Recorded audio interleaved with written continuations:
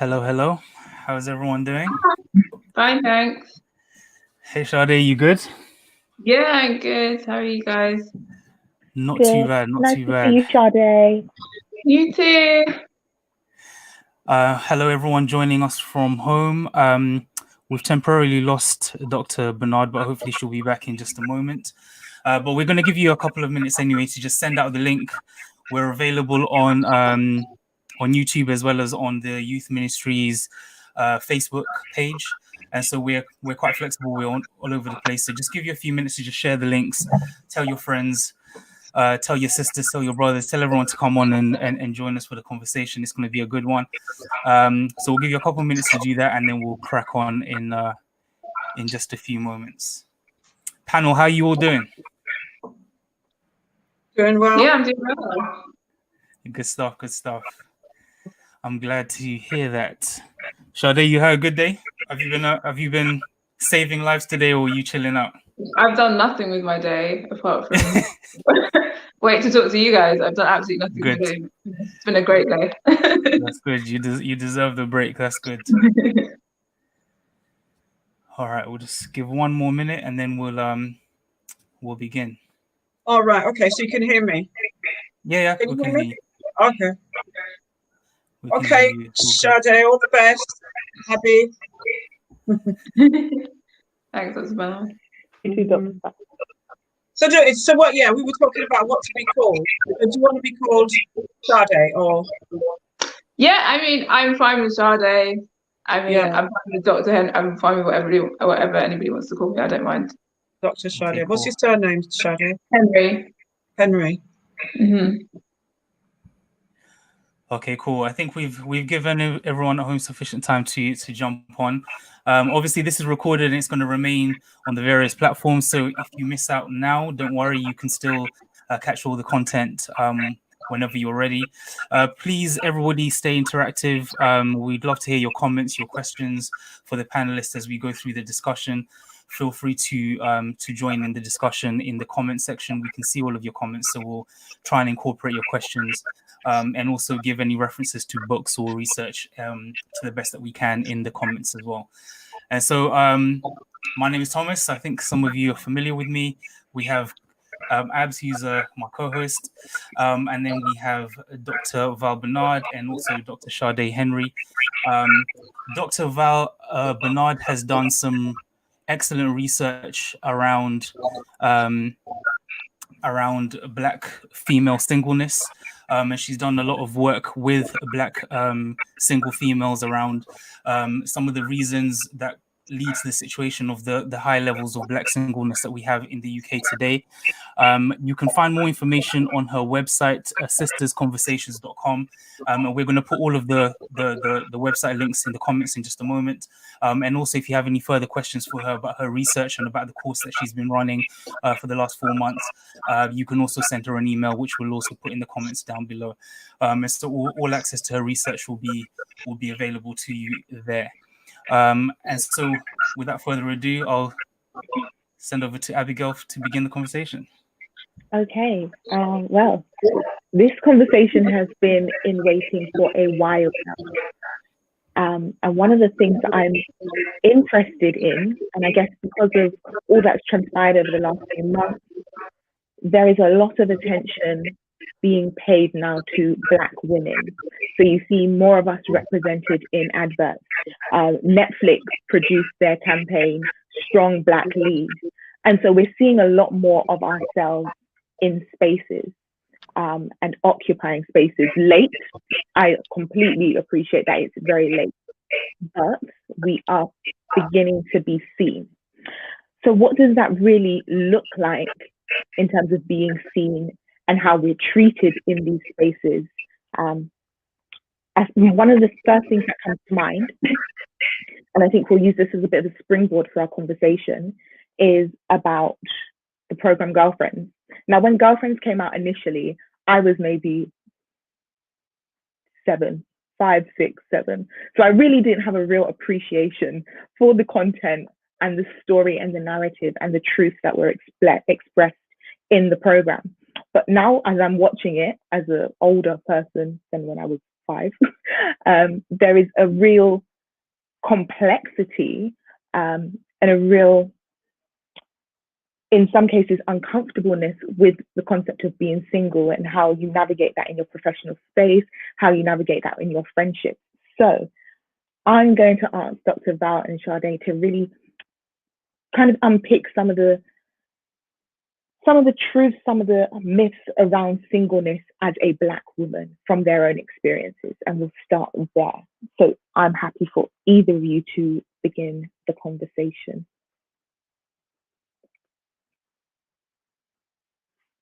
Okay, let's not be shy now. Yes.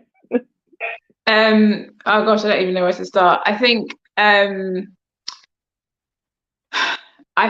singleness is such a big topic for Black women, because I think so much of what I think for a lot of Black women, I don't want to speak for all Black women, but for a lot of Black women that I've encountered, our singleness, and that's something Dr. Val's research is about, is involuntary. So I think singleness, isn't necessarily a bad thing.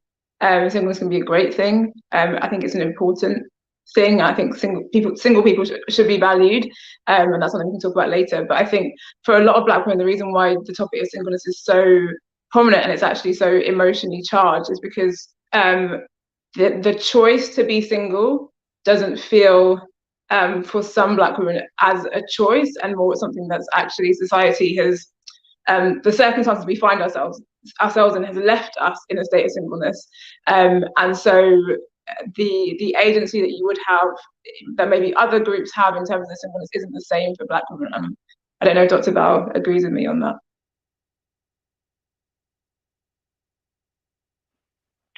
Dr. Val, I think you're frozen. Oh, Dr. Val, are you able to hear us? Okay, we've lost her for a moment. She'll be back in a moment. All right. So picking up on some of what you've said, Sade, the one thing that stood out to me was that it's not a choice for many women. Like, circumstances surrounding whether it be Black men or just men in general has left women in a position where they have not, is it access, or is it the quality or caliber of men to kind of step into the gap to help them? I don't know. For me, it's a very big topic to unpick, and I recognize that now that I'm saying it out loud. I think I on the way, boy. 3 minutes in. I'm under pressure. I feel like I have to be so careful how I say this, because I can see Tom smiling. I can already feel some of the men getting uncomfortable. I think it's both, if I'm honest. I think it's quality and I think it is access. I think some of it might also be perception as to what we see as quality, which that's a very complex thing. But yeah, I think it's quality and access, and quality is a very subjective term, isn't it? It depends what you define as what you want from a relationship and what you think is a quality man. But I do think there is a perception within the Black community in the UK that the quality and access of men, especially if you're looking to date a Black man, and not necessarily even if you aren't looking to date a Black man, that the quality and access isn't always there. And especially coming from a church context, we know that there are more women statistically in church than there are men, and especially in certain age groups. There is a question of quality and access there. Okay, Dr. Val, it's lovely to have you back with us. Yeah, I'm screaming at my husband. He's just come in. Yeah, I'm fine now. I've got him. Yeah, it's all right. I've sorted it. Yeah, so Sade, I heard some of that. Yeah. Okay, so the question was, it's like, how do Black women navigate some of those tensions around the professionalism and singleness and the sort of hypervisibility of Black women now? Mm. Yeah, so let me start with the hypervisibility of Black women. I think it's a godsend. I believe that there is there's a text in the Bible where the Bible says the first shall be last and the last shall be first, and I believe that what is happening now, that spiritual I don't know, opportunity is on the side of Black people, and on the side of Black women. So they're becoming more visible, and in a diverse way. So there isn't just one narrative around Black women. And the things that were seen as defaults for Black women are now being invested with completely different energy and value. So, melanin is something to have now. It's not something not to have. Melanin is something to have, and it's something that is valuable. And I think that's a really powerful message to give to children and to give to little girls, that having melanin is having something. You don't want to get rid of it because it has value and it's beautiful, and it really does help you as you age. There's so many things about melanin and what it does for us in terms of health. That research, that understanding, that narrative is around, and I think that it's very significant for Black women to I actually feel alive, really grateful to be alive at this time, to see a shift in the narrative. Because for me, like over the past, say, 30 years, maybe 25 years, it's like things were starting to go backwards. Because when I was growing up, it was to be a black woman there was a lot of positivity around it. That was my experience. Maybe it was just in my little enclave. And I felt like a lot of younger women were being betrayed, because the experiences that many women in my generation had, they weren't having it. Sort of like just a normalization of who they were as and who they are. So anyway, so in that sense, I think the hypervisibility is really good. Black women are leading out in changing the narrative and pushing the narrative and saying Black women's lives matter too. And Black men are participating in that, and non-Black men are participating in that.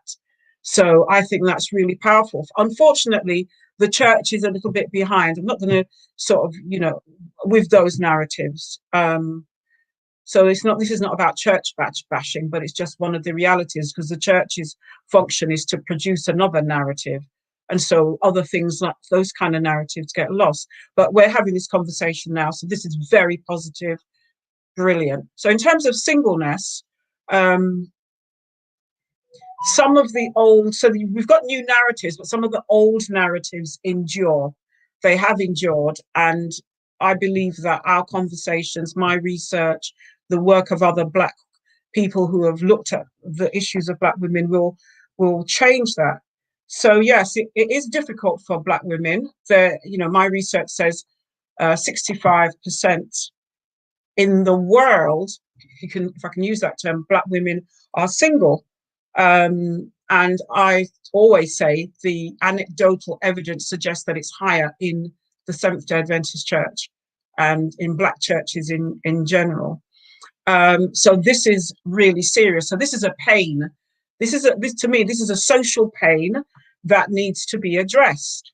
It just needs to be addressed. And, and this is the time to really bring it to the surface, to say, Black women's emotional health and, those issues around mothering and being part of a family is important. And the Adventist Church has a really difficult position because it promotes marriage and the family. That's part of its, Christianity does that as a whole, but we really do promote that. We promote education, health, marriage and the family. And when it comes to that, marriage and the family, we're struggling. We're struggling as a church. So this is a time to really face that. So my view is that, I don't know, I'll say this and then I'll shut up. My view is that Black women's singleness has a function. It has a function for the church. It serves a function for the church, because I don't look at things psychologically. So I know individuals will say, oh, that's not me, and that's not, that's fine. But I look at the sort of a macro picture.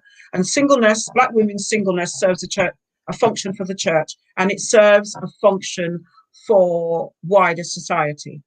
And Black women's singleness, or they're sort of like unstable, or the unstable Black family, has a particular function for white society, I should say. it has a particular function, and it always has done. So I'll stop there in terms of my initial responses. You mentioned there, Dr. Val, the issue of narrative, and I think all of us understand, especially in recent times, how powerful narrative can be. And you also touched on the importance of the family narrative within the Christian context, and specifically within the Adventist context. What has been your experience, the both of you, and if we can begin with you, Dr. Henry, of how singleness is portrayed in the family narratives within church? Is it valued in the same way that married people are valued, or is it seen to be just as legitimately a part of the Christian family as a man and a wife is? Do you feel valued in the narratives that are shared in church around family as a single person or as a non-married person? Yeah, so I think there's a tremendous pressure that's twofold, both from inside and outside the church, as a woman, to be, not even if you're not married, just to at least be partners. And I think specifically in the church, the way you're formed growing up is to see marriage as a life goal. Yeah, so it's something that, and not even just a life goal, but also an achievement. So your singleness is not just a state, but it's also a reflection on your own personal failure to achieve marriage, which is something that is a goal, and that's something that validates you as a woman. And so even when we have conversations about sexuality in the church and how women are formed in the Adventist church when it comes to purity, a lot of what we call purity is actually performance, and that performance is in order to achieve the success of marriage, or to prove yourself worthy of this success, which is marriage. So I feel like in general, I think single, and I want to say single, I wouldn't even say single people, I think single women, because I don't think single men are seen as failures in the same way that single women are seen as failures, especially in the Adventist church. There's definitely a narrative that marriage is something that women are supposed to strive for, and that if they achieve it, they've achieved success as a woman, and if they've not achieved it, there's something wrong with them, and we don't apply that same narrative to men in the same way. Yeah. Final question, just as a follow-up to what Dr. Henry said, Dr. Val. If this is the case, especially in church, that there's this tension that exists between the ideals that Adventism is trying to put forward for the family, and the function that single Black female singleness plays in society and in church, how do we kind of square that circle, in the sense that it's playing a function in the church, but at the same time, Black single women are not being valued as a legitimate part of the church family? How do we square those tensions off? Okay, so when I talk about it serving a function, it's not singleness serves a function. Function for me is not necessarily positive. It's just that large bodies of single women are a human resource that becomes available to the church to use. When you speak in my research, participants spoke about feeling, I use the word penetrated, in that sort of like feeling penetrated by the church demands that they be available, and people saying things to them like, well, what are you going to do? We need you to do that. God has called you. You're a single woman. Those kind of narratives where you don't have any private space, so your private space should be flexible enough for people to come into. And they'd say, well, if I was married, they wouldn't dare speak to me and impose and be ringing me and asking me for this and stuff like that. So there is this, they talk about this imposition and this sense that their singleness, is there for the church programs and things like that. But yet still the church doesn't recognize my needs. It doesn't mean that individuals don't, their friends or whatever, but in general, they talked about those needs not being recognized. And when you look back at, they have a term in sort of gendered sociology which relates to Black women, which is called mammification. And it's the way in which wider society, in the church, out of the church, doesn't matter, the way in which part of the Black woman's identity work is to be a mother, whether or not she's married, got children or whatever, and it's the mammifying. So the way in which people will go to her for advice. People will go to her for food. People will go to her to keep the church going. People will go to her when they're sad, and you know, to me, all the sort of the emotional labor that she's required to engage in, apart from her professional life. Women tend to engage in a lot of professional, a lot of emotional labor, that kind of work, and that's part of the mamification. So if you think about Tom and Jerry, if you can remember, there would sometimes be a kitchen scene and you would see this buxom, you never saw her face, it was just her feet, a black woman, and then you'd see Tom and Jerry running in between her feet. And, you know, that whole image of how she would be there as a maternal presence is, for me, typified in the Tom and Jerry sort of comic strips. And that's one of the functions. So as long as black women hold up by society's arrangements, and singleness is an aspect of that, as long as they participate in those gendered arrangements, which are very different to how non-black women do their gender work. It's very different, right? Even though we read their books, as I said to you before, that's a problem. We read the literature to sort of like make sense of our lives, but it doesn't explain our positions. And we hold up many social needs. You know, as long as we are there holding society up, we serve the needs of white society, we serve the needs of men, we serve the needs of the church. And we have done that as part of those of us coming from post-enslaved cultures. That's how the black woman's identity was actually constructed. And that's why I call it slavetocracy was able to endure for such a long time, because the black woman in that situation, she held up the arrangements, the social arrangements, unwittingly, so that it could continue. So in 2020, for those of us coming from those cultures, and it's very similar for post-colonial cultures as well, people from the African continent, but there's a specificity to Caribbean or African American or African Canadian context. But in 2020, the arrangements that we had maybe 200 years ago have continued. They just wear different clothes now. The gendered arrangements, they just wearing different clothes. They just look really hip and cool and whatever, but it's exactly the same if you really unpick it and see where black women are, and even where black men are, where they are situated. You will see that the social arrangements have continued, and they're just wearing different clothes. And singleness is an aspect of that. So you've just spoken about the way in which it's now dressed up in new clothing. And I really like that analogy. How does power then interplay with that and gender? So Sade also mentioned about singleness not being celebrated. So how do those three things, singleness not being celebrated, gender, womanhood, and power, how do they all intersect and interplay, and how do we successfully use the tools in there to really promote and celebrate singleness and celebrate Black elevation? Okay, well, I think that's interesting. Oops, are you asking me? Yeah. Yeah, go ahead. I think that it's interesting that you talk about celebrating singleness, because I think that Dr. Henry spoke about involuntary singleness, which is a term that I actually use in my research, involuntary singleness.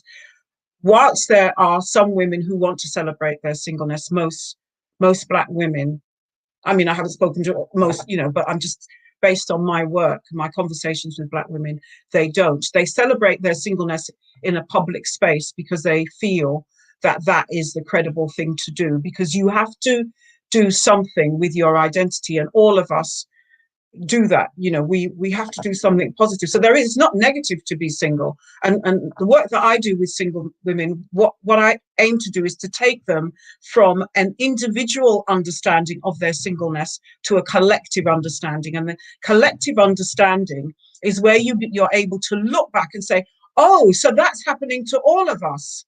So something must be wrong with them or with that situation. It's not about I failed. So in that sense, you celebrate your inherent sort of existence as a human being, as a Black woman who's achieve so much against the odds. The fact that you can even get up and look good, sometimes that's something to be celebrated. But I do encourage Black women to undermine any sort of celebration, like, oh, I don't, like, you're at nighttime, you're on your knees and you're begging God for a partner. Then the next day you get up, get dressed, and you say, oh, I can do without that. So do not undermine your real needs, because that works against you because you've got to plant seeds. This is what the Bible teaches. These are some of the spiritual opportunities. You have to plant seeds and be consistent. And if that is what you desire, you should understand that by using your words to speak into your desire to be married and to meet somebody who's a benevolent, masculine person, you should be consistent in your public and private space. So that's one of the things, to celebrate wanting to be partnered. There's nothing wrong with that, particularly if you understand that as an aspect of community development. I say we need Black women to marry, because we need, we're talking about Black Lives Matter, but part of Black Lives Matter is Black women building families, and little Black girls and boys seeing that Black people actually love each other and can love each other. So this is about community development. This is not about, I've got my bloke and I'm all right. It's about, we need to get our partners, as many of us as possible, and those, not all of us will, but much more will, when we change the narrative. I haven't even answered all of your questions, but I'll stop there. That's fine, Sade. I was watching you nodding, and so I feel like you've got something to add, or even from experience. I want to agree with everything Dr. Val was saying, and also just the idea that it's a communal problem and not an individual problem. And I think one of the things that we do in the church is make, even though we talk about marriage and the family being the bedrock of the church and society, and that God believes in marriage and the family, and that at creation, we always say as Adventists, the things that were instituted at creation were the Sabbath and marriage. We don't treat, when we look at singleness, especially singleness with Black women, we don't treat their need to be partnered, or their desire to be partnered, as something that is a genuine God-ordained desire. We treat it as something that they should be ashamed of. So I found that I remember having conversations with guys in church and talking about that we literally have, we're in a global pandemic, we literally have an epidemic of singleness in the Black church, not just Adventist churches, but especially my context of the Adventist church, and that actually, like, it's not just a emotional individual problem. It's like literally like a health issue. There's so many studies that show, like, from the medical perspective, that lack of touch, lack of intimacy is actually like a health concern. Like, Black women have been shown, like, multiple health outcomes that we have that are worse than our counterparts. Even when we adjust for things like, so even, our maternal death rates, even when we adjust for things like socioeconomic status, are still really bad. So even me, as a Black woman from a quote unquote middle class background who has a good job, I still have really significantly worse outcomes when it comes to pregnancy and maternal death than a white woman of my equal. So there's so many things that, the lack of partnering actually plays into real life physical outcomes of Black women. And it's not something the church can see as an individual problem. It's something that the church needs to see as a collective problem, that we have failed Black women in this way, and Black women in the church, if this is the situation that we find ourselves in. Yeah, that's really good. That's really good. Tom? I wanted to touch on, I saw some things in the comments around, what do we mean that Black men or men are not defined by their marital status in the same way that women are. I think remember back when I was a single person, being referred to in whatever capacity in church, I would be defined more by my work or the career that I was in, or perhaps the role I was playing in church. But I wasn't really seen as, oh, you mean Thomas, that single guy? Whereas if an equivalent female was not married, that would be more top of mind in terms of how we defined or characterized that woman. So I think in that, this is what we mean when we say that. I want to explore something which kind of touches on some earlier themes that you mentioned, Dr. Henry, around and Abigail, around quality and access. There's a phrase that we've all become very familiar with, which is "men are trash." It's a term that we can hear bandied around from time to time, and it always causes men to flinch before they've properly analysed the situation as to whether indeed they are trash or their circle is trash. And so I just want to talk about this idea of quality, and also how it relates to your experiences with Black masculinity in particular. Have you found that being successful Black women in your careers means that you are more intimidating to Black men? Do they feel like they don't really know what their role is in a relationship with you as a result of your success? Or has that not been the case? And if it has been the case, is it more so in your interactions with Black men than with other men? Whichever one of you wants to begin. And not just in a romantic context, in a professional context as well. When you meet men in that context, are they intimidated by you because of your success and your attainments professionally? Dr. Henry, if you can I think actually it's a difficult, because I think intimidation sounds,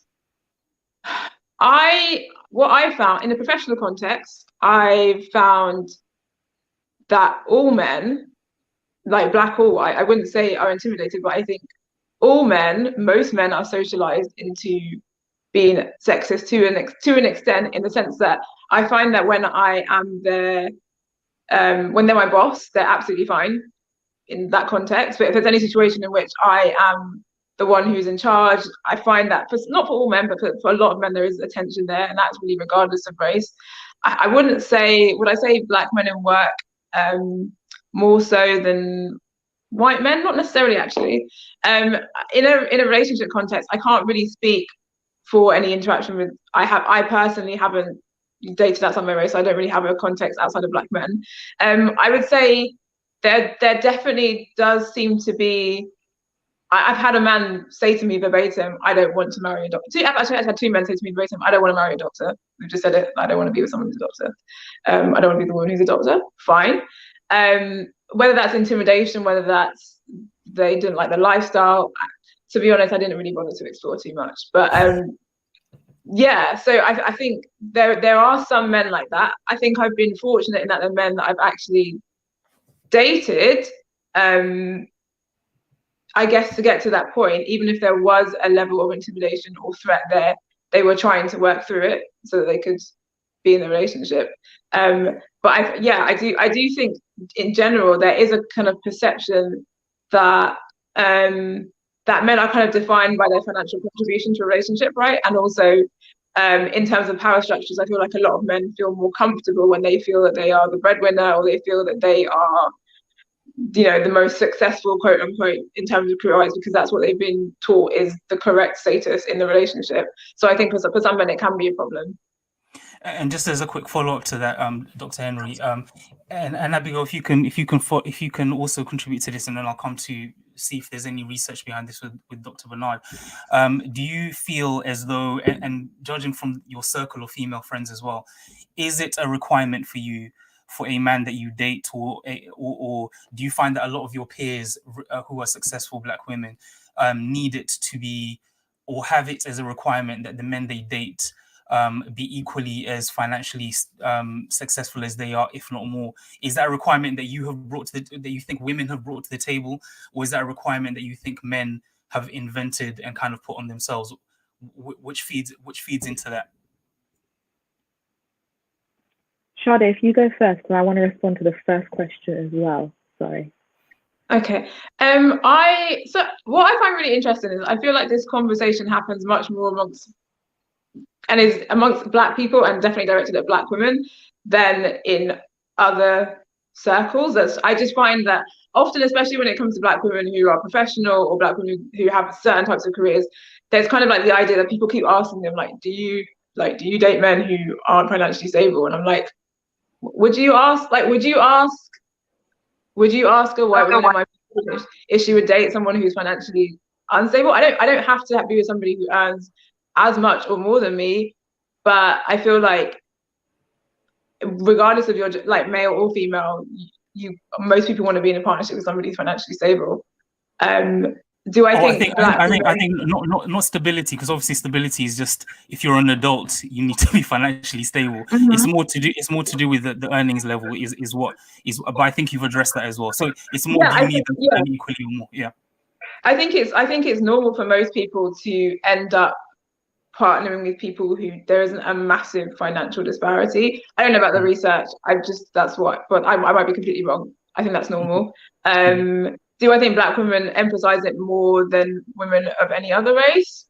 No, I think maybe other women quietly do it. I think quietly everybody does that. I think maybe when black women vocalize it, I think sometimes we're almost told we don't deserve that, which I think is a problem. I don't think for my friendship circle, I know, like, you know, even in my family, I know women who earn a lot more than their partner, and it's fine. It's just each their own. So going back to the first question that you'd asked, Sade, there are two situations that stand out in my mind in terms of the intimidation element. Intimidation or uncomfortableness. I remember I was about to preach at my church, where my membership is, where I've grown up for years, and the elder who contacted me to get the scripture reading and all of that jazz said, Brother Stevenson. No, Brother Abigail Stevenson. Now, you know, Abigail is not a male's name. So was it the fact that you just weren't comfortable, or was it an oversight? Because actually, I've known you for a while. Your children and I are friends. Like, there is no reason as to why you should have called me brother. And that should never have been a slip of the finger, because BRO, and SIS are not next to each other. It's very simple. And I've had other occasions where men in church have said, oh, you might just want to not do so much in terms of like my activities and that kind of thing, because remember, you're a single young lady and you want to appear attractive to a man. And for me, I'm just like, that's how you feel about my involvement, then there's a problem with you, not with me.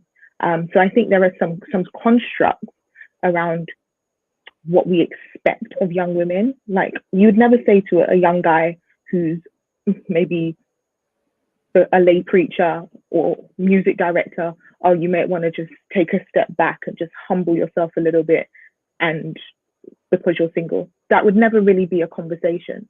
So there are some real constructs that I find difficult to understand that relate to how men view women who are actively involved in church. But on the latter question, in terms of finance, I think to some extent men are challenged, and there is a tension between men understanding that some women want to share things equally, and this understanding of women, and this is a new era of women who want to be independent. And I think some men take that to be extreme. So, for example, I've been watching Ready to Love, an American program, and one of the guys was asked a question. Been watching a whole lot of nonsense TV recently, just to relax my mind from the woes of the world. But one of the things that he was asked was by her friend, surrounded the conversation of the mortgage. Now, would you want to split the mortgage, or would it be your responsibility? And he said, yeah, no, I'll take the mortgage. You can take electric, cable. No, he said he'll take cable. And she was just like, no, that's not what I want to do. Sometimes there needs to be a conversation about what are the expectations. And I think that's one area where we sometimes go a little bit askew, because we assume what we think the other person's expectations are, rather than really having that dialogue to understand, okay, what are your expectations? What are these found upon? And how do you, what means have you got to meet the expectation? What means do I have to meet that expectation?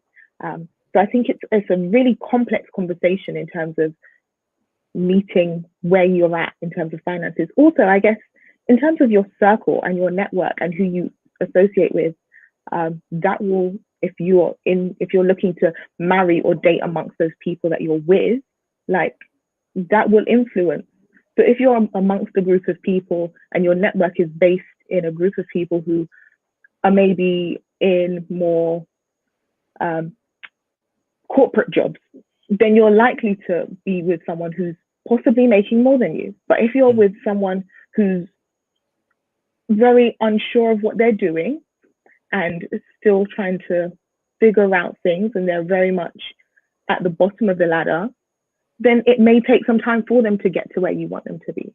But you have to decide whether you're committed to doing that growth with them, or whether you want them to be at that point when you get into that conversation.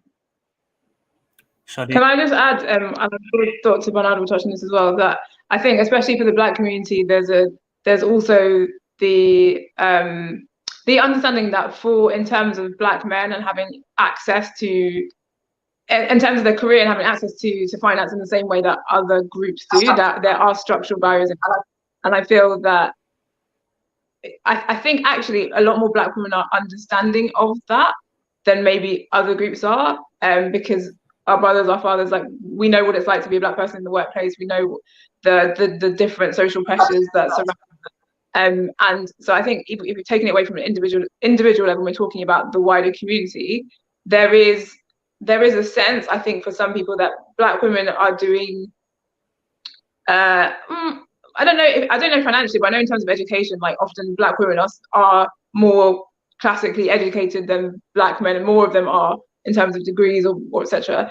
And that can impact, in terms of when they date, what they see as having someone who matches them on that level. But I think Black women actually tend to be more understanding of that than other groups of people, because we know the structural disadvantages that exist. And before we go to you, Dr. Barnard, the reason why I asked this question is because I remember a few years back at the church I was attending, I spoke to a few older gentlemen who were part of that Windrush generation. And during that period of time when, they would see the signs of, no dogs, no Blacks, no Irish on the houses where they would prospectively want to rent. What was happening at that time as well is that Black men were seen as more threatening to the white employers, and so they were not able to have access to well-paying jobs in the same way that Black women ended up being able to have. And so they would have more manual labor jobs which wouldn't pay as well, but Black women who were seen as less threatening would get more of the clerical work, more of the kind of office-based work, and as a result over time ended up perhaps being in a financially stronger position than their male counterparts. And I guess I'm asking this question because I wonder if there's a pathology within Black men that they need to work through for this to not be a problem, or whether it's something which is a fairly modern invention. And Dr. Barnard, I don't know what you've seen in your research around this, but yeah, if you can speak to that. I'm all over the place. Yeah, the points that Dr. Henry raised and Abby raised, really interesting. I think I'm just going to have to stand back a bit and say, changing the narrative is really important. And that's first. And second thing is, whose narrative do we want to buy into? A lot of the discussions around gender inequality in society, we have inherited those from a Western point of view. It has nothing to do with us, really. We've inherited narratives that don't fit in with our context. And that has been to our detriment. It's not our fault in a sense, but it's been to our detriment. So we really need more scholarship. So you were asking me, what does the research say? There's a lot of research around they call it the domestic division of labor. And the studies show that that in Western societies, money is where the powerful identities are constructed. And men are the ones, because the women tend to be the ones that stay at home, whatever, they go out and they earn the money, and women might work part-time. And as a result of that, men tend to be the ones that make the major decisions and drive the family home and that kind of. Women operate within the domestic sphere. So there's a lot of studies around that, and I'm bringing it to the table because it really is interesting and says something about the relationship to powerful identity and finance within a Western context, right? They've even found that in same-sex relationships, whoever earns the most money is the one that has more power in the relationship. All right. But when it comes to us, or when it comes to the Black community, there is a different work that needs to be done.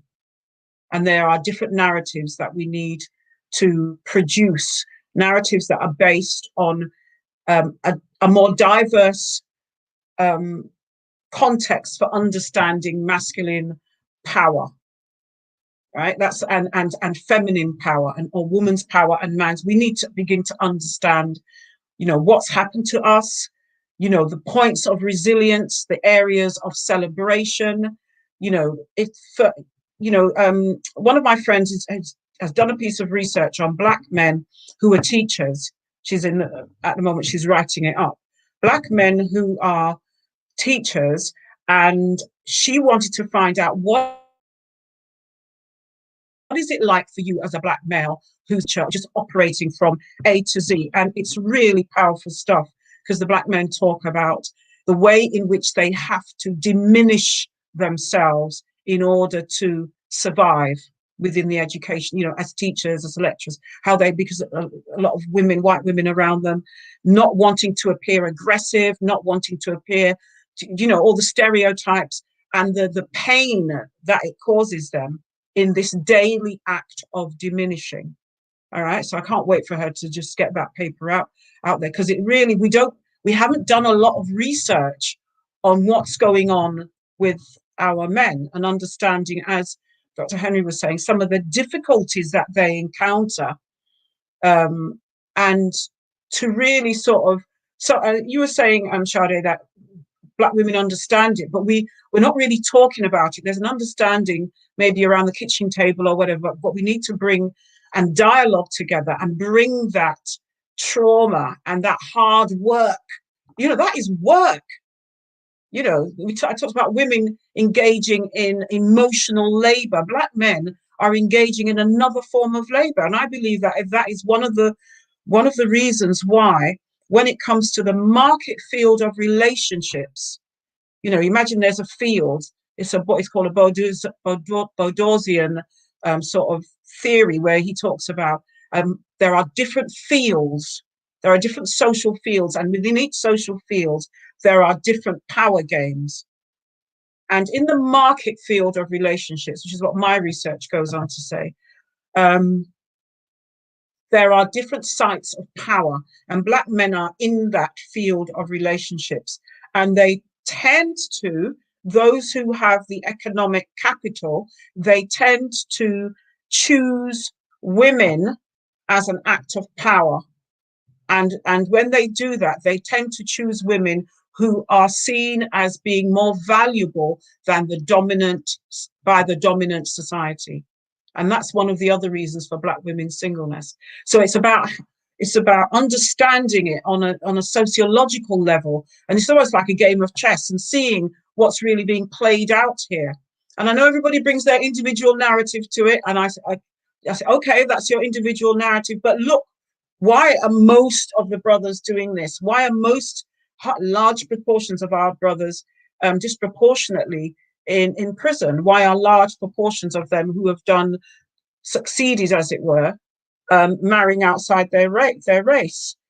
How can you build a community with a very fragile economic and social base? Do you see what I mean? So it's really about standing back and asking different questions and having different conversations.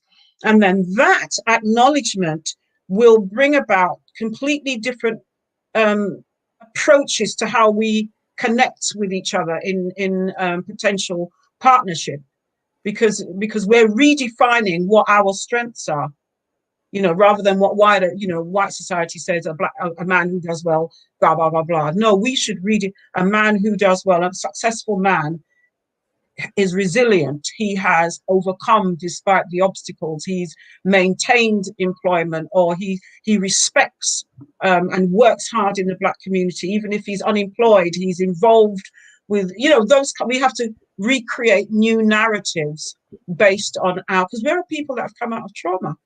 We're just coming out of trauma. That is why when Floyd George died, we were triggered. We were triggered in such a profound way, because his cry for breathing spoke to us and illuminated the truth of how Black people feel, whether they're pastors or psychologists or lawyers or whatever. And they've done studies on that as well. They have done studies on the rage, particularly in Black masculinity, that underpins what it means to be a Black man, whether or not you're a lawyer or you're a homeless man on the street. And we just need to understand our story and then begin to create our own definitions. And that's what you call that's narrative, new narratives. I remember in the pre-conversation you mentioned the singleness of Black women being something that was institutionalized in slavery, where they would separate the family, and one of the core things that they would do is separate the man from the woman and take them to separate plantations, and then the woman would then wind up being put in positions of working in the house and looking after the institutions or the assets of the white slave owner or plantation owner. Can you please just quickly describe that for us, and how some of the pathologies created by that have trickled down into modern day and what they mean for us today? I did a seminar with some women the other day, and I really struggled over an imagery that I came across. And I decided not to show it because I was so traumatized when I really sat down and I thought about it. And the imagery was this. It's there's a few images. It was Black women breastfeeding white children, right? Just images of Black women. And I talked about mammification. So, you know, all social arrangements have bodily sort of like, what can I say? Like, you know, it's the way that our bodies navigate the social world. It's not just a bodily thing. It reverberates and they become social arrangements, right? So Black women in slavery, they're part of what they had to do is, even if they had their own children, they would use the best part of their milk and be feeding the slave master's children, who would 15, 20 years later turn around and beat them. Do you see what I mean? So those kind of dynamics, those kind of memories that were passed on. So so it strips the Black woman of her ability to protect her own in the way that she wanted to, right? Because so what happens to Black women? They feel they have to look after everybody. Do you know what I mean? They're just looking after the whole world. So that was part of the sort of social conditioning, the social engineering in terms of womanhood. And we haven't, though that's a trauma for a mother. And then to pass that on to her daughter, that's what you have to do. And to pass it on to the daughter. Do you see what I mean? So then it's no surprise that we're sort of like at the bottom of society, holding white society and Black society up in that sense. And I know some people will think I'm being extreme, but if you think as a sociologist, it will make sense what I'm saying. You have to put down the psychological prism in order to understand the sociological implications of social action. The fact that many people do things in a particular way. Yeah, that's what sociology helps see. So there's that. The other thing is that Black women police Black men. And, you know, and that's one of the problems for even when they're married, you know, there's a tension there. There's a policing of Black men because from, you know, whether you're from the African continent, Caribbean or whatever, white people have policed Black bodies, and the Black bodies that have the most intense policing are Black men. So what Black women have done with their sons and with their intermittent partners is police them too, and say, for example, in slavery, if the master comes to take me, because the master would just come. So this is how they would destabilize the family unit. Walk into the house, call the woman, she's cooking the food, and just take her for sexual relations. And the Black man, so she would have to be saying to the Black, you know, please, if he comes, don't get angry because you will be killed.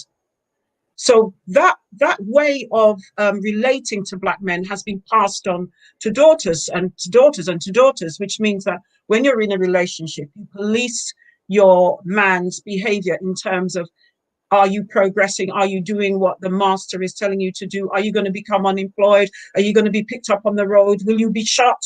You know, all of these, and it creates quite a lot of tension in the relationship. And that's why some people, it's just too much. They don't understand what's going on, but the full weight of that intergenerational trauma is poured into 2020 relationships and 2020 singleness. So can I? Sorry. Oh, go on. No, please go, Shirley. No, I was just going to ask, because you talked about Black men's bodies being policed. Do you feel that black women's bodies are policed less than black men? Because what I'm trying to say, you know, listening to what you're saying and understanding about and thinking about, and even when you talked about why when black men seem to be of certain success, they tend to partner kind of like more outside their race, and I think some black women do it as well. But when I one of the conversations that's been happening around Black Lives Matter has been about how there's a certain kind of sense of loyalty to the community at large that black women seem to have, even in terms of, so I think they did some research, I don't know if it's the same in England, but in America, black women are the group that are the least likely out of any group to date outside their race. So I think Asian women are the most likely, East Asian women are the most likely in America, but I think and black women are somewhere in between, but black women are the least likely. And so I think there seems to be a sense in which there is, you know, the idea of building communities and families can only be as important as can only really be done if it's valued within that community. So if there's a value in that community that we need to build families or we need to build communities, and it seems to be that for black women there is a sense in which that is valued more so on a mass scale than it is for black men. And if that is the case, then so yeah, my two questions is, one, are black women's bodies policed less than black men? Because I'm not sure I would agree. And then two, if there is a sense that sense of community or that idea of building family structure isn't valued by black men as much as it is for black women, what does that mean for black women's singleness? And in terms of where we see the black community, should black women really be as invested in that idea if it's not going to be reciprocated by black men? Should black women just choose to partner with whoever they want to and seek their own individual happiness? Like, what does that mean for black women's singleness? You're asking me to answer that question, yeah. I do think I'm not done the research. Don't be gentle, Auntie Ra. I mean, Dr. Barnard, don't be gentle with it. No, I'm not going to be. I'm just thinking like there's just your questions. Just say to me, you know, there's so much research to be done. There's so much work to be done. We don't know anything. We just don't, you know, there's just so much to be done. So in terms of the policing of black women's bodies are policed as well. Yeah, black women's bodies are policed in different ways. So I'll put that aside. There's just too much to talk about there. But in terms of should a black woman be invested, I think it's a really important question. Should she be invested, you know, in if the brothers are not invested? And that's what I mean by having the conversation. I think that, and I think as Christians, it behoves us, you know, I think it behoves us to have these conversations, and we can't just keep using our energies building institutions. You see, what we've done, we do build as a community, but we build in an unintentional way. So we will build religious spaces. You know, you tell black people to build a church, and somehow every tithe, everything, partner, everybody just gets together. But say, let's build a laundrette. And it's like, what? You know, we can't. Let's try and build something for the next generation that is material, because we've got narratives that Jesus is going to come. See, Jesus coming is salvation, isn't it? It's this idea that God is going to come and redeem us. But you see, when we do that, we look up, and when we look up, we're waiting. Look up, for your redemption draweth nigh. It requires that our trajectory as human agents should always be up. We should always be building. So people have to decide whether or not they want to build themselves, which is fair enough. You know, so much, you only live so long. You want to build yourself, or you want to invest to build your community, right? Because the apartheid system didn't just happen like that. The apartheid system in South Africa happened because people constructed a narrative that they had the right to go in and dominate, and they had a God-given right to do that. They constructed that narrative, and their social action followed, and they communicated, and they created this amazing devastating system, but it was there for a while and it did its work. So it's either that the Black communities are always going to be reacting against what white communities have set in place, or we are going to be intentionally Black, intentionally decolonizing, the whatever, all these terms that people are using. We have to make that decision. Are we just going to shuffle along and people do things and we're reacting in Canada, we're reacting in Africa, we just keep reacting, or are we going to be proactive? And if we're going to be proactive, it means that we have to deal with some of the seeds that have been planted in terms of basic human relationships, is that we learn to love one another and all that entails.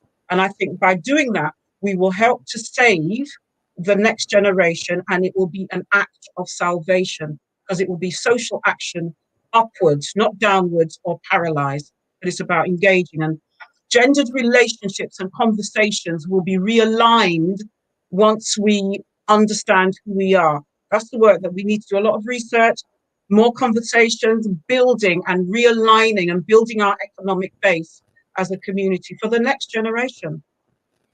That's really interesting, and just as we sort of look to land the ship a little bit, I wanna see from an anecdotal perspective if I can also chime in on Dr. Henry's question there.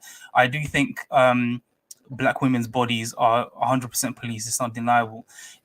Hearing some of the stuff that that Dr. Barnard was talking about, some of the structures or the pathologies that were established during slavery, I think what I normally see is Black women's bodies are policed from, and the policing is being driven by this idea of purity, this idea of modesty, this idea of don't be too sexy because other men will want you idea, whereas Black men's bodies are policed out of this idea of safety. So, it kind of echoes in my mind, at least what you were talking about before, that if you misbehaved, if you were out of step, then Massa would kill you or would harm you physically, which echoes to today. If you're outstepping, if you speak to the police in the wrong way, physical harm will come to you. And so the Black women or Black men's bodies are policed from that perspective, whereas Black women's bodies are policed from this idea of purity, which is in many respects misguided and has its own problems. But I think they're both policed, but for two different ideas and reasons. And of course, when you come into church, this idea of purity is hyper intensified because of our theology and the things that we kind of have built up around sexual purity, so on and so forth. But I do think that both are policed. When it comes to this idea of Black men dating outside of their race as they become more successful, I don't know, I've got no personal perspective because I've always dated within my race. But when I speak to these men, a lot of the justification that I hear from them is, let's say you're working at a bank, the higher up you move and become more senior, the less Black people, period, you're going to interact with or see. And your social sphere is going to change. Do you see that as being anywhere close to a justifiable reason for why they would then begin to date outside of their race, Sade? Or do you think that's just a red herring and they're talking rubbish, and is just disloyalty, as you put it? It's for me. It's just, I just think. So someone said in the chat, do I think that Black women are more loyal because we have less choice and because nobody basically wants us, so we stick to Black men? Actually, I've not. That's not been my experience. I can't speak for other Black women, but I think we're seeing actually year on year an increase in the interracial partnerships between Black women and non-Black men. So that's actually increasing year after year. That number's actually increasing, which I think probably answers your question as to whether other men do desire to be with Black women, because I think some of them do. I do think obviously there's lots of narratives around Black women being unattractive and colorism and all those kind of things that play into it. But I do think they've done research that Black women are actually, I think most of the research is in America, but actually Black women are less willing. So even if they have the opportunity to date outside their race, they're just less willing to than Black men are. They don't want to as much. And when I speak to a lot of my Black female friends, especially before, there was definitely a sense that even if there was an available man of a different race, that we would still have a preference. And for Black men, it wasn't as much of a, that wasn't as much of a thing that was as important to them. That's just my anecdotal experience. It's not something that I can kind of prove, I guess. To your question about whether I think that's a justifiable reason, again, I feel like if you both Black men and women, as we go up the ladder, there are less people around that look like us in this country. It's ultimately down to choice and what you feel like is important, what you value. I'm not here saying that, you know, anytime anyone enters an interracial relationship, that's wrong. But I think, as Dr. Barnard said, if we're looking at a community, if that is something that's happening, and as Dr. Barnard said, we don't have the research to say exactly like these are the exact reasons, or we don't have that. It's all I can speak to is what I've heard, or anecdotal things, or what, you know, conversations that we have. But if we are building a community, like that is something that's going to affect. I think the latest stat said that, you know, in 10 years' time, it's going to be more likely for a Caribbean child in this country to be born to a white mother than it is to a black mother. That's quite an amazing statistic. Like, and you know, that's not to make people feel bad for their choices or anything, but it is something we have to look at and reckon with. That is the reality that we're looking at in this country. Yeah, I mean, and that's why I asked my question about loyalty. If building a black family is an important thing, then you need both sides to feel that that is an important thing for it to work. And if you know, one gender is more convinced that that is an important thing than the other, there's always going to be a disparity there. I actually completely agree with you. I do think it's a question of loyalty. I think, generally speaking, I don't hear many black men speak in terms of their loyalty to the black family and therefore their loyalty to the black woman in terms of their dating choices. It's not even a consideration. Their choices are limited purely to who do I find attractive and what is the social reward for the choice that I make. And so there's obviously a lot more current coming towards you depending on the choices that you make, and then there's other choices that you make where society's current is with you, and so it's a much easier choice to make. And so it would seem for a lot of men who I interact with, who I speak to from time to time, the decision is purely on a very basic level. Am I attracted? Am I not attracted? There's no ideologically driven idea of what has happened to the black family over the last 50 years and what is going to be my contribution towards stemming the assault on the black family by marrying a black woman. That isn't even something which comes into mind. And I find it sad, but I also don't understand on an educational level what needs to happen for them to even begin to think in those terms. I don't know whether, I can't see really any rhyme or reason to say that it's this type of black man that thinks in this way. It seems to be a mix across the board. But Dr. Barnard. Yeah, that's the power of ideology. And ideologies are distorted ideas promoted as truth by the powerful, right? And ideology is something that, it's called ideology because people who are suffering because of the ideology are complicit with it as well, right? So ideology is powerful because everybody agrees with it. So they see it as normal or something not to be questioned. So to develop a collective identity will require quite a lot of work. I always say to people, when Floyd said, "I can't breathe," and we all sort of like moaned and fell about in the black community, that testified to an identity that we need to tap into. That testified to a global identity that was screaming at us to get together, right? And I think that this is a God-given, this has never happened in the history of the world. It's a God-given opportunity for us to come together and to be intentional. It doesn't mean that you don't connect with other communities or whatever, but we've never really on a global scale had an opportunity to join up the dots and to see that there has been an onslaught, you know, in a very sort of an intentional onslaught on our bodies. And are we just going to sort of cover our heads and become hyper-religious and not actually deal with the situation when we have little children growing up? I don't know if you've seen the doll experiment where you've got these, you know, Asian kids, you know, white kids, black kids, and they have to choose a dolly. And, you know, the black and Asian children make the same choices as the white children. They choose the white dolly and the black dolly.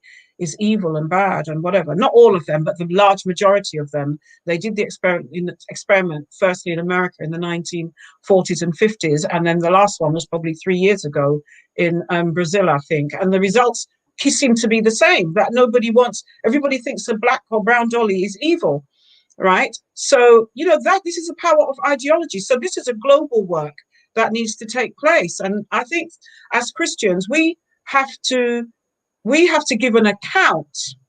We're going to have to give an account with what we are doing with our time on the planet to rebuild our families and everything. We're going to have to give an account. And it doesn't mean that people can't make their individual choices. Mixed relationships have something to show the world. I recognize that. But I do think that it's pathological when you've got like 50% of your men who can't even choose themselves. Like consistently, if one relationship breaks up, they have to choose, they can't choose themselves, but they cry out to the white world to choose them. When the white world is looking at them and thinking, but you can't even choose yourself. I mean, that's some serious pathology there that we need to be dealing with. And then once we know we can choose ourselves, then maybe we can choose. And sometimes we will choose outside of our race. But we have done the work as a community, and we have said to our children, you are safe with us. We're not going to pass on our madness and our pathology to you. You are safe with us, and we love you, and we are proud of you. If we can do that, then we're making choices from a position of power, not a position of desperado. I mean, even within the Adventist Church, there's been research that shows that, if you talk to Anthea Davis and look at her research, it shows that there are some very important work that we need to do as a community, and also with our white brothers and sisters. There's just such a lot of work that needs to be done. But in terms of singleness, I can say that in the work that I'm involved in, what I do with single women is to really illuminate the social engineering that has taken place for Black women to be where they are. And the women on my last course were, I had women from Britain, and I had one woman from America who was tuning in, because in America, the situation is the same. Right? In Canada, I've worked in Canada, the situation is the same. And these are post-enslaved cultures with the highest rates of singleness.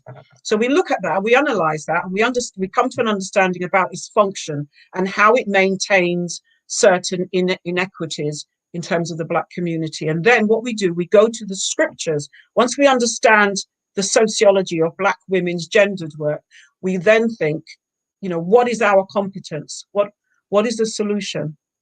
What can we do to be saved? And how do we participate in this sort of like revolution? Because to me, it's like a revolution. It's like a renaissance. And we go to the scriptures, and in the scriptures are revealed some amazing possibilities.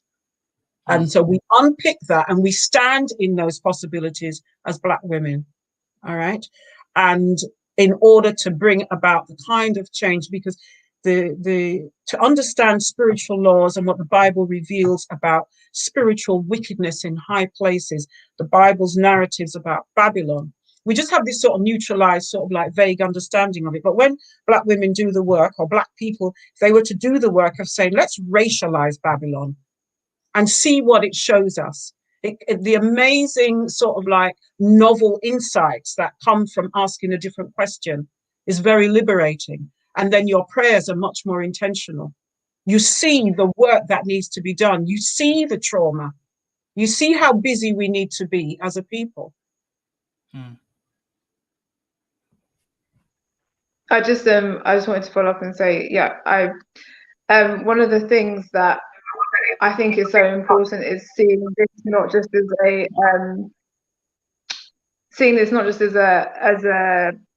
as an earthly thing, but like a spiritual thing, as Dr. Barnard was saying, and the idea that the image of God, every human is made in the image of God, and that actually when we look at things like white supremacy, we look at things like colorism, these aren't just things that you know, you can complain about them, but it's not really a big deal. It's actually talking about whether we see the image of God fully realized in a human, whether we actually see Black people as full image bearers of God, as in the same way that we see other humans, whether we see dark skin as fully having the image of God as we see other skin colors. And when we make race, and when we make these issues a peripheral issue to the gospel, which is what we tend to do in church. Like, you know, the central issue is that Jesus came to save us, and Black women's singleness, or the fact that, you know, such a large percentage of Black Adventist women are single, is a peripheral issue to the gospel. We're not understanding the work that Jesus actually came to do, and the fact that he said we came to have life and have it more abundantly. The fact that he, you know, we were looking at church on Sabbath about Jesus saying that he came to the text in Isaiah where he says that he's come, the Spirit of the Lord is upon me because he's anointed me to preach the gospel to the poor, to set at liberty those who are bound. And we see these issues as something that's peripheral to the gospel, when actually it's you being able to see yourself in the image of God and then being able to live out God's purpose uninhibited is actually the centrality of the gospel. And if we continue to keep pushing these issues to the margins of what we talk about as a church, that's why we have so much dysfunction in our church, because we're not actually meeting people's like deep spiritual, emotional needs. These are really deep things that affect people, and we can't continue to keep looking at them as marginal issues. Wow, I'm listening to the last two real key thoughts shared between Dr. Barnard and Dr. Sade. I really get the sense of there's an intentionality and a work around intentionality that has to be done in order for us to really promote and change a narrative that we've bought into, like due to ideology, due to culture, due to media. And I think that we have to really assess our contribution to the narrative and our contribution to changing the narrative also. For me, one of the things that was said earlier about serving a function, I think we really need to understand that and understand it for ourselves. What function am I serving? Is the function that I'm serving perpetuating positivity, to uplift, to promote, to really bask in the purpose that I've been put on earth for? Or is the function that I'm currently operating in demeaning that? And really not separating and segmenting the ideas of spirituality and relation, and really joining them together, because like Sade said, they are deeply entangled. They are rooted in each other. They're rooted in why we are on this earth. And I think that's a really good, really interesting lens to add to the conversation.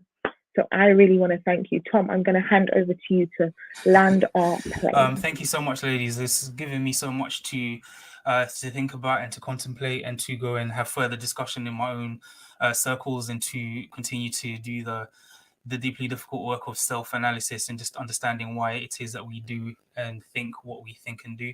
I do love what you said there, Sade, about the gospel being so deeply about the liberation of those who are oppressed. And I think that liberation is part and parcel of the gospel, which is why we are here. And I think that it has deep ramifications in the topic that we've been discussing around singleness, and about the condition of Black females, and what we discussed prior, the condition of Black men. We cannot divorce one from the other. The gospel is liberation. Liberation is the gospel. And I think understanding that and really kind of inculcating ourselves with that idea will go a long way to creating some solutions around this. Dr. Barnard, thank you so much for sharing some of the insights from your research. To those who are listening online, please, I've shared the link to Dr. Barnard's website and also her email if you have any further questions. I believe she's got another cohort for single women starting in January. Am I right, Auntie Barnard? Yeah, yeah. Okay, and so is there still spaces open if people want to join? I haven't even started, because I just finished one course, so I haven't even started promoting yet, but I want to start at the end of January possibly. So people, can I just say that there is an ebook that you can get. It's called The 7 Habits for Black Women Who Want to Marry. So you can get that on my website. It's $6.99 for that. But in terms of the course, if you contact me, if you email me, which is there, you can see that, then I will, because the cost depends on how many people I get, because I know people will think, what's the cost? But if you email me, I'll talk to you personally, communicate with you personally about the course. Sounds perfect. Thank you so much for your time, and thank you to the panelists for your insights and sharing your experiences with us. We've been enriched as a result. Thank you for those who joined us online, and please look out for more promotions. In the new year, we'll be continuing with more No Walls conversations about a variety of different topics. And so we look for your support on that also. Please follow us on all of our platforms, on Instagram, on Facebook, and on Twitter and YouTube for more content as it comes out. So thank you all very much. Have a good evening. Panelists, if you can just stay on, that would be amazing. And to everybody else, good evening and have a great week ahead.